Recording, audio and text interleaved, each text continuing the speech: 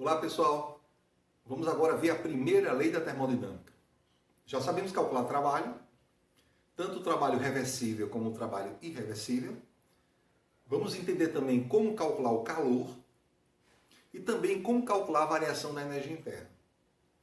E com toda essa informação, nós podemos enunciar a primeira lei da termodinâmica. Olha como é interessante aqui, ó. Então, considere aqui o sistema, né? Pistão, cilindro e o gás aqui dentro. Nesse pistão aqui, ou nesse êmbolo, vamos supor que eu tenho aqui um corpo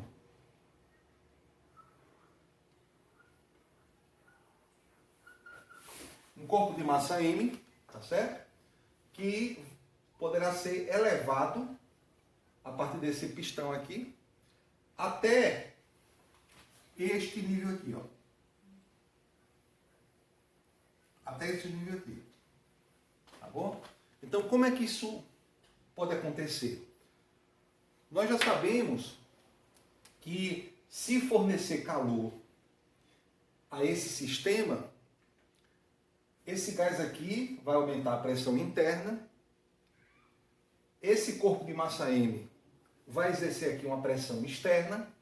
Se a pressão interna for maior que a externa, esse corpo vai ser elevado. Ou seja, o sistema realiza trabalho. Como é que eu vou fornecer calor aqui para a gente entender a primeira lei da termodinâmica? Eu vou entender que tem aqui um reservatório térmico aqui embaixo. E este reservatório térmico, ele fornece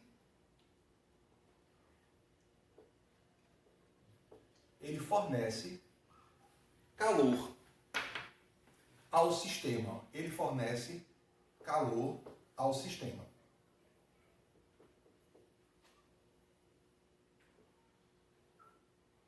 Tá? Calor que é o sistema. Eu coloquei duas setinhas aqui. Uma, o sistema recebendo calor. Outra, o sistema cedendo calor para esse reservatório térmico. Então o calor pode entrar, pode sair. Por esta região aqui, né, na base do cilindro. As duas paredes do cilindro, elas são isoladas. Então não sai calor, não entra calor pelas paredes do cilindro, só pela base. O êmbolo também aqui não deixa passar calor, nem saindo nem entrando dessa fronteira aqui. Então só entra ou sai calor por aqui. Este êmbolo, ele subindo deste nível, que eu vou chamar aqui de nível 1. Então aqui existe uma energia interna 1, que nós vamos falar sobre isso. Então neste nível aqui, este gás está submetido a uma energia interna 1. Quando o êmbolo chega a este nível aqui, aí o nível aqui, ó, é 2. E aí eu tenho energia interna 2. Neste caso, o êmbolo subindo, se elevando a uma altura H,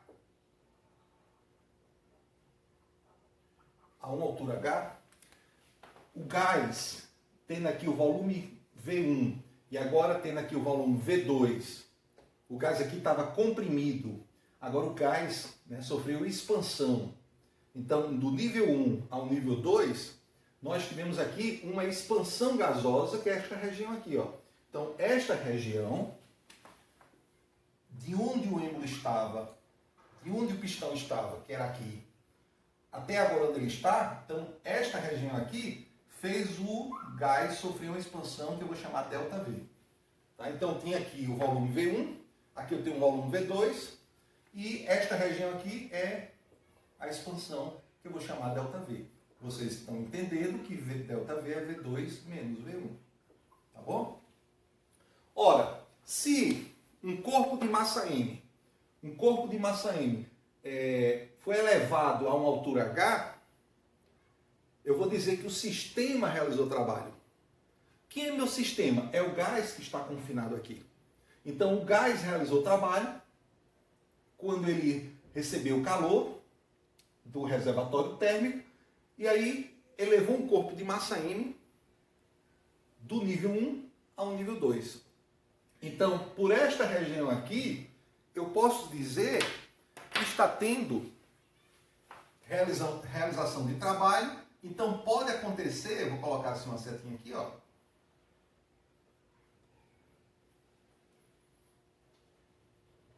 Eu vou colocar uma setinha aqui, podendo o trabalho ser recebido em forma de energia pelo sistema, ou o sistema realizar trabalho, né, nas vizinhanças. Então essa seta aqui, que tem o sentido subindo ou descendo, está representando o quê? O trabalho. Então pode ser realizar trabalho pelo sistema ou sobre o sistema. Tá bom? Olha, como o calor pode chegar e pode sair? Como o trabalho pode ser realizado pelo sistema ou sobre o sistema? Então essas duas grandezas, nós já mostramos aqui em aulas anteriores, a convenção de sinais. Então vamos repetir aqui, o que é que nós sabemos sobre essa convenção de sinais? Nós sabemos que o calor, ele pode ser maior que zero, ou seja, positivo, quando acontece o quê? Quando é que ele é positivo? Quando o sistema recebe calor.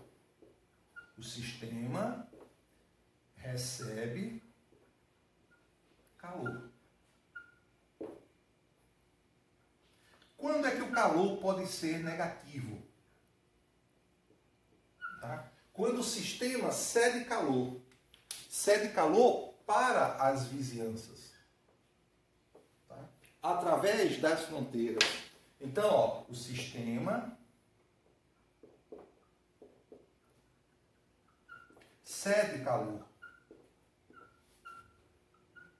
Então, essa é a nossa convenção para o calor. Qual a convenção para o trabalho que nós vimos? Nós vimos que esse trabalho aqui, ele pode ser realizado pelo sistema, quando o sistema aqui aumenta a pressão interna e empurra o pistão para cima. Então, vou colocar aqui, ó. O trabalho, ele pode ser, vou colocar primeiro aqui, ó, menor que zero. Quando é que ele é menor que zero? Quando a energia sai do sistema em forma de trabalho. A setinha para cima, ó. A energia em forma de trabalho sai do sistema. Não chega, sai. Quando é que sai? Quando o êmbolo eleva um corpo de massa para cima. Quando acontece uma expansão.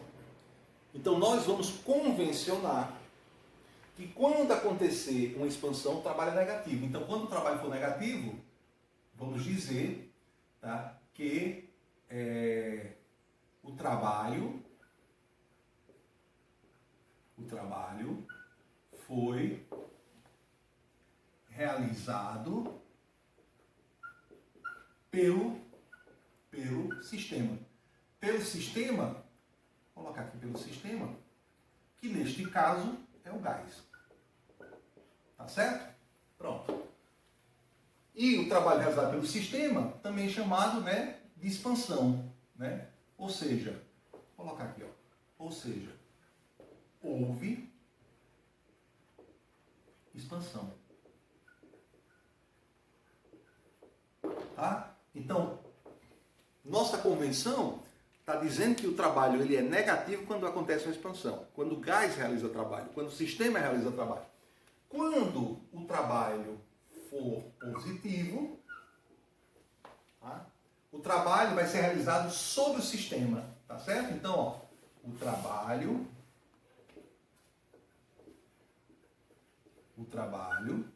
é realizado sobre o sistema. Ou seja, sobre o gás. O gás ele é comprimido. Então, olha que interessante. Como eu coloquei duas setinhas, tá? Quando a setinha é para cima, ou seja, o trabalho ele sai do sistema para as vizinhanças pela fronteira, e a fronteira é o pistão, então este trabalho saindo, este trabalho aqui é negativo, ó. Este trabalho entrando, ou seja, quando há uma compressão, este trabalho é o quê? Positivo. Tá? calor entra no sistema, positivo. Quando o calor sai, negativo. Tá? Tá aí a convenção, tá bom? Então, no caso aqui, eu vou colocar também, ó, ou seja, houve compressão. E quando há compressão, o trabalho é realizado sobre o sistema. Conhecendo essa convenção, que nós já tínhamos visto em aulas anteriores, estou reforçando para poder enunciar a primeira lei da termodinâmica. Então, entendam que nesse estágio 1 aqui, então temos aqui o estágio 1 do sistema, onde nós temos o quê? Nessa situação aqui, este gás ele está com a pressão P1, ele está com o volume V1 e ele está com a temperatura T1. Temperatura absoluta T1, tá bom?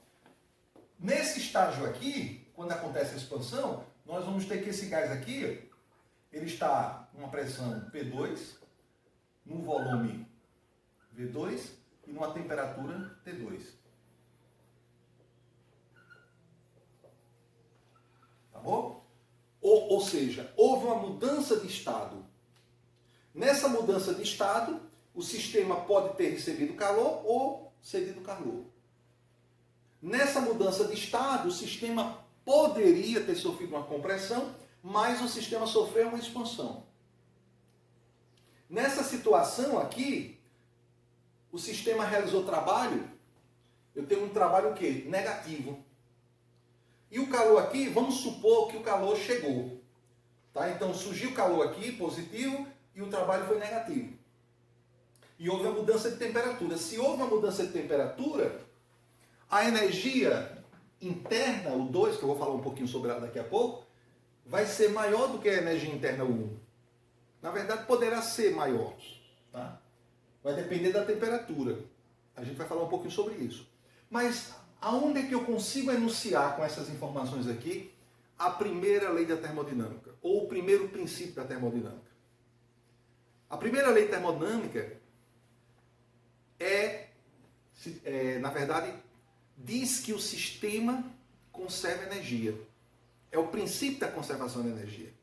Ora, se essas paredes aqui são isoladas. As paredes são isoladas. Por baixo pode entrar ou sair calor. Pelo êmbolo, o êmbolo sofrendo uma mudança de altura, se elevando, e elevando um corpo de massa M. Observação, não tem atrito entre o êmbolo e as paredes do cilindro. Também o êmbolo não tem massa. A massa é desprezível. Então, eu só estou considerando aqui a massa, né, do objeto aqui, ó. A massa do objeto aqui, ó. Tá? A massa do objeto aqui, ó. Tá certo? Consequentemente, se a primeira lei da termodinâmica diz que há conservação da energia, que as formas de energia se transformam uma em outra, como é que nós podemos fazer a contabilidade de energia nesse sistema aqui? Nós podemos dizer, tá, que, por exemplo, ó, uma informação importante, né, a primeira lei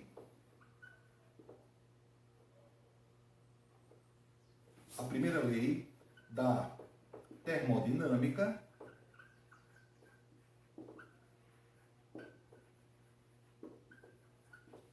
diz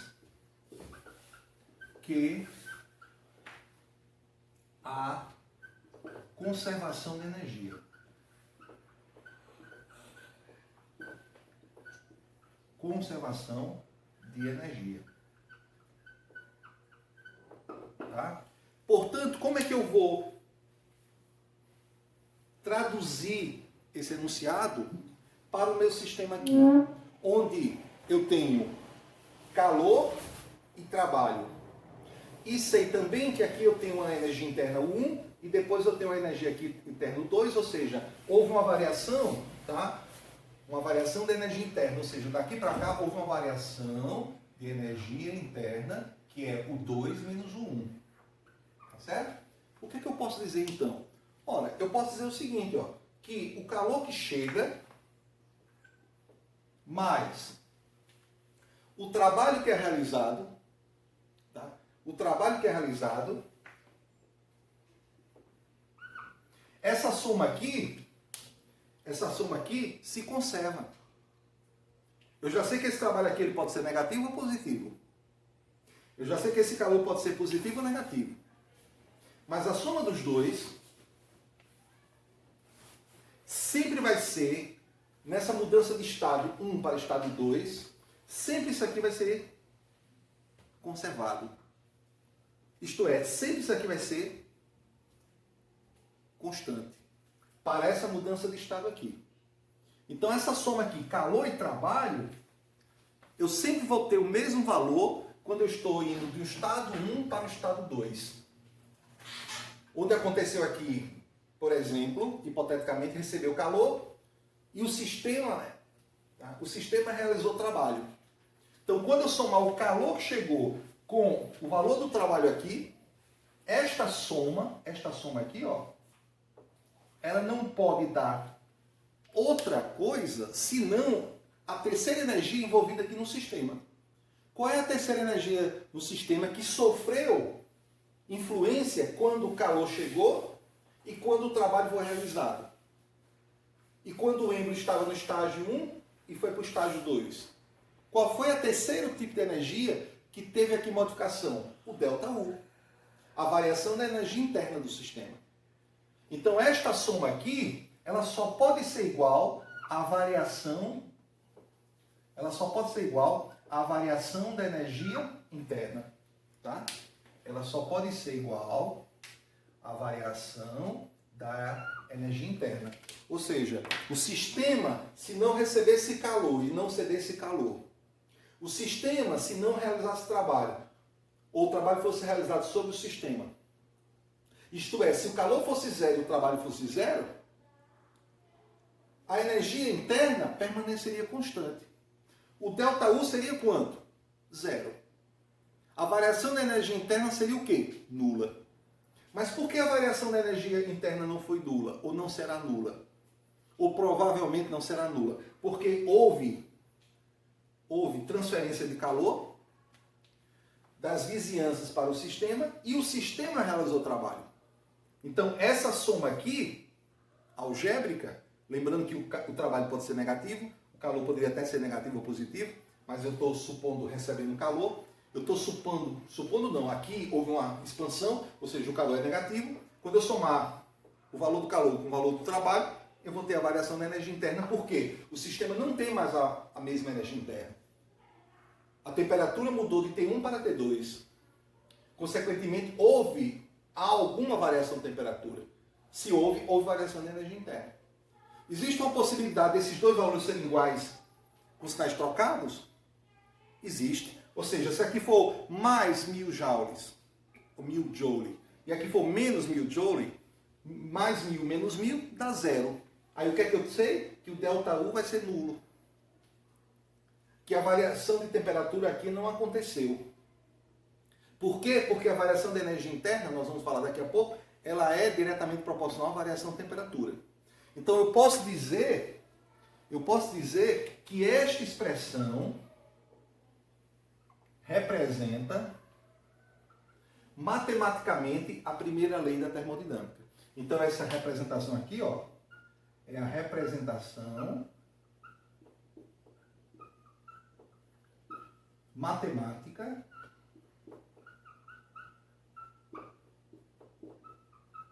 da primeira lei da termodinâmica. Ou seja, a conservação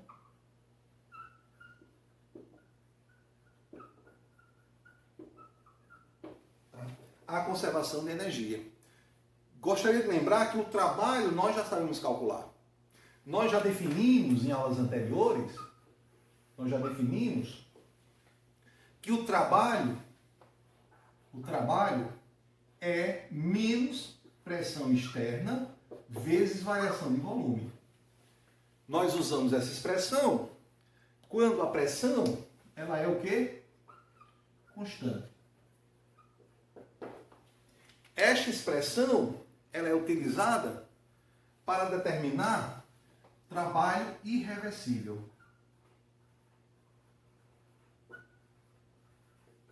Mas nós vimos em aula anterior, nas aulas anteriores, que existe uma maneira, uma forma de calcular o trabalho máximo ou o trabalho mínimo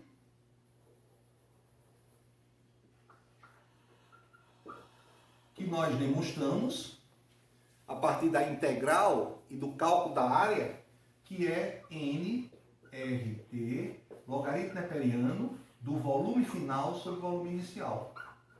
Esta expressão, ela só poderá ser utilizada se houver uma informação dizendo que, primeiro, estamos trabalhando com um gás ideal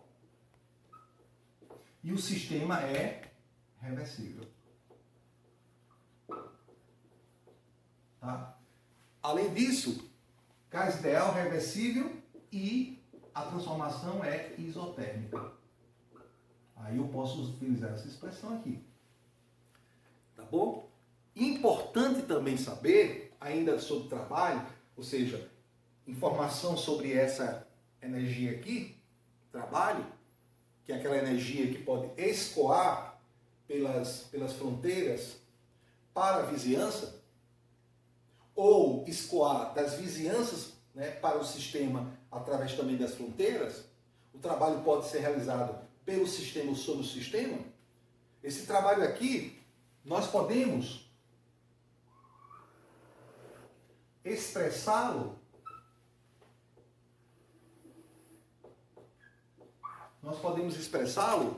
tá certo? Então, graficamente, como é que eu posso representar uma transformação termodinâmica onde eu posso representar o trabalho? Tá? Vamos pensar no trabalho de expansão, ou seja, o trabalho realizado pelo sistema, que nós vamos considerar pela convenção negativa.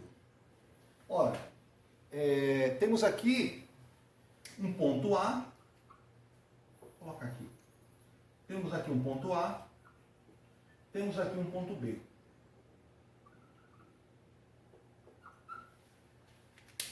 Então eu quero propor que aconteça aqui uma expansão de A a B. Olha como é importante essa observação aqui. Para a gente chegar também, né, na primeira lei da termodinâmica e entender que calor e trabalho têm características diferentes da variação da energia interna. Observem logo que eu usei aqui ΔU. E aqui eu não usei ΔQ nem ΔW. Essa informação que nós vamos ver naquele gráfico ali. Por que eu não usei aqui ΔQ e eu não usei aqui ΔW? Por que aqui eu usei o ΔU? E não usei apenas U? Tá? Tudo bem que aqui tinha energia interna 1, energia interna 2. Mas mesmo assim, né, eu poderia, né, talvez usar outra representação. Vamos ver por que é. Olha, eu posso ir de A a B por vários caminhos. Por exemplo, posso ir por aqui, ó. Posso ir por aqui, ó. Vou só fazer um desenho aqui mais bonito. Pronto. Então, esta transformação aqui, eu posso dizer que é uma transformação de A a B. Eu posso dizer que houve uma expansão de V1, olha, de V1 a V2.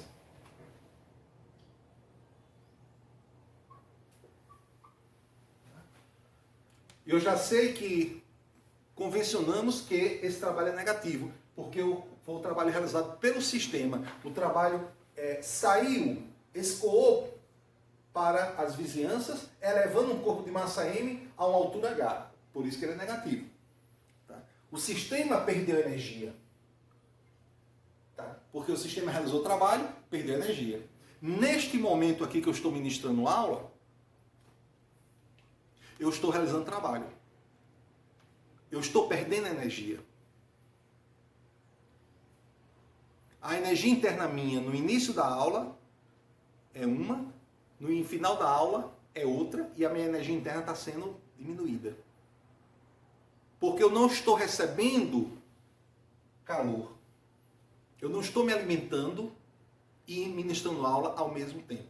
Eu só estou realizando trabalho. Então, estou perdendo energia, tá bom? Então, se eu estou perdendo energia, eu posso usar essa energia como negativa. Então, o meu sistema está perdendo energia em forma de trabalho. Tudo bem. Ora, se eu perguntar a vocês, como é que eu calculo o trabalho de A a B aqui? Eu posso usar essa expressão aqui, pressão externa vezes ΔV, e colocar o sinal negativo da convenção? Não. Por que não? Porque a pressão tem que ser constante. A pressão aqui é constante, pessoal? Não. A pressão, ela variou aqui, ó,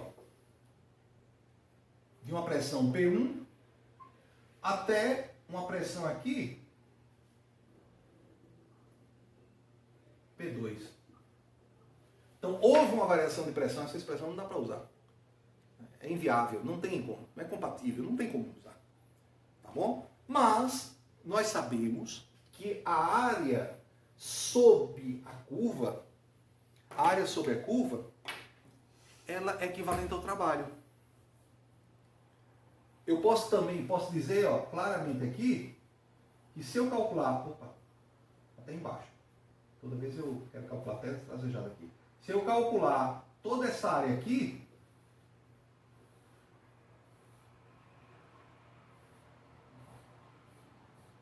de V1 a V2, essa área é equivalente ao trabalho. Se solicitarmos a um matemático para calcular essa área, ele vai dizer, é simples. Esta área aqui, que nós já sabemos que é o nosso trabalho, é integral, vou integrar, ó, de V1 a V2,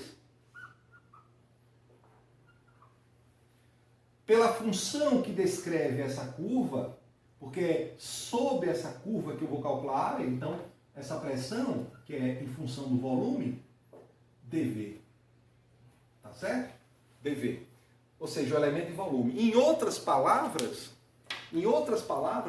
eu poderia fragmentar esta área, ou esta região, em infinitos retângulos, como eu já mostrei na aula passada. Eu poderia criar aqui, imaginar aqui, infinitos retângulos,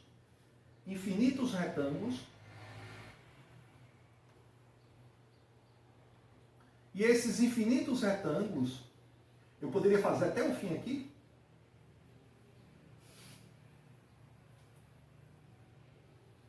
E eu poderia imaginar, fisicoquimicamente falando, ou pelo menos pela física, não estou falando da matemática calcular, né? Não só está o matemática calcular, eu estou imaginando uma transformação termodinâmica, onde eu ia realizar infinitas expansões, cuja a variação de volume seria dV. Então, se formos calcular essas infinitas expansões, realizadas em infinitos estágios, eu ia conseguir também calcular o trabalho. Ora, a área é feita pela integral, que, em outras palavras, é a mesma coisa, ou seja, a interpretação matemática, ela se equivale à interpretação física. Olha que interessante. O matemático, mesmo sem saber dessas infinitas expansões, o matemático, mesmo sem saber desses infinitos estágios de expansões infinitesimais, ele ia propor isso. O físico, mesmo que ele não conseguisse ou não conhecesse o cálculo infinitesimal, ele ia propor também isso. Ele ia entender que ia precisar fazer infinitos estágios, infinitas expansões, cuja variação do volume seria o elemento diferencial, o infinitésimo dV. Mesmo que ele não conhecesse cálculo infinitesimal, ele ia entender que ia ter que fazer essa somatória. Se ele entende a matemática, ele vai saber que também resolve isso, calcula as infinitas expansões por essa expressão aqui, tá bom? Mas não é isso ainda que eu quero explicar, que eu já expliquei isso na aula anterior. O que eu quero explicar a vocês é que eu poderia fazer essa expansão com outra trajetória, com outro caminho. Olha que interessante. Eu estou fazendo também uma expansão de AB. Estou ou não estou? Estou. Por outra trajetória. Eu vou chamar essa primeira trajetória de 1, tá? De 1. E vou chamar essa segunda trajetória de 2. Eu pergunto a vocês, é o mesmo trabalho? Eu estou indo de A a B. Eu estou indo de V1 a V2. A minha expansão é de P1 a P2 também. Eu parto de uma pressão maior, comprimido o gás, para uma pressão maior, o gás expandido. Desculpa, para uma pressão menor, o gás expandido. Eu parto de uma pressão maior e eu diminuo a pressão, o gás expande. As moléculas do gás, em vermelho aqui estão mais distantes umas das outras. Aqui diminuiu a pressão. Então, eu estou fazendo a mesma transformação termodinâmica, mas por caminho diferente. Ou por caminhos diferentes. Caminho 1 e caminho 2. O trabalho é o mesmo? Não. Por que o trabalho não é o mesmo? Por que o trabalho não é o mesmo? Porque trabalho nós sabemos que é a área. A área seria essa aqui agora, ó. Essa aqui, ó, em preto.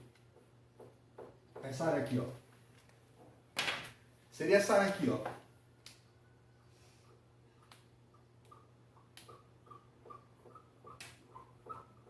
Seria essa área aqui, ó.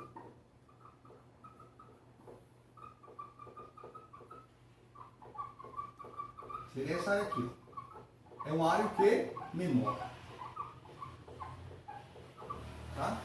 Claramente, gente, claramente,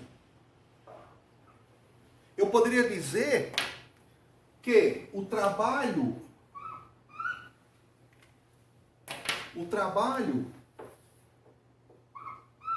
AB1 é maior do que o trabalho AB2. Posso ou não posso dizer isso? Posso. Por que o trabalho 1 é maior? Porque a área sob a curva 1 é maior do que a área sob a curva 2. Conclusão. O trabalho é função do caminho. O trabalho depende do caminho. Como essa soma aqui ela é constante para esse mesmo sistema, que vai de P1, V1, T1 para P2, V2, T2, se esse trabalho se modifica, olha que interessante, esse calor, como essa soma tem que dar a mesma, esse calor também se modifica. Tá bom? Se eu usei menos trabalho, e o trabalho nesse caso de expansão é negativo, se eu usei menos trabalho, sobrou mais calor. O calor que foi recebido, ele sobrou mais, porque eu realizei menos trabalho. Porque o ΔU tem que ser constante.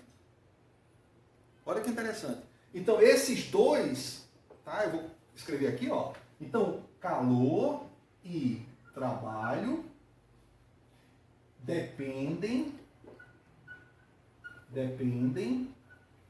do caminho. Depende do caminho. Agora, ΔU, a variação da energia interna, não depende do caminho.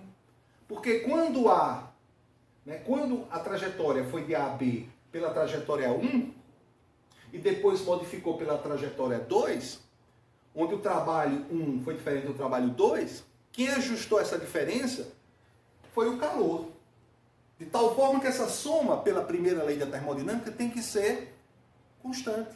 Tem que acontecer o quê? Conservação da energia. Então, se eu mexer aqui, mexe aqui, de tal forma que a soma sempre é a mesma. Então, ΔU é chamada de função de estado. Então, o que é função de estado? É quando eu tenho uma grandeza termodinâmica que independe do caminho, só depende dos estados inicial e final. Então, para calcular ΔU, eu só quero saber quem é o estado inicial e quem é o estado final. Como eu fui de um estado ao outro, não importa. Tá? Então, vou dizer aqui, ó, ΔU, tá? Que é a variação da energia interna, é uma função de estado. Tá certo? Uma função de estado. O que é função de estado? Tá? Função de estado é toda grandeza termodinâmica que só depende dos estados inicial e final. Tá? Só depende dos estados inicial e final. Inicial e final. Ok? Então, isto é a função de estado. Aí eu pergunto a vocês, ó.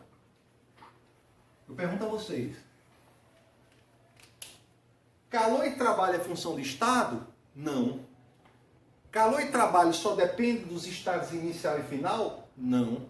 Calor e trabalho depende do caminho, depende da trajetória, depende de como foi realizado. Por exemplo, o calor, que nós vamos ver em seguida, o calor, se foi fornecido a pressão constante, é um valor. Se for fornecido a volume constante, é outro valor. Que são os famosos QP e QV. Calor a pressão constante, calor a volume constante.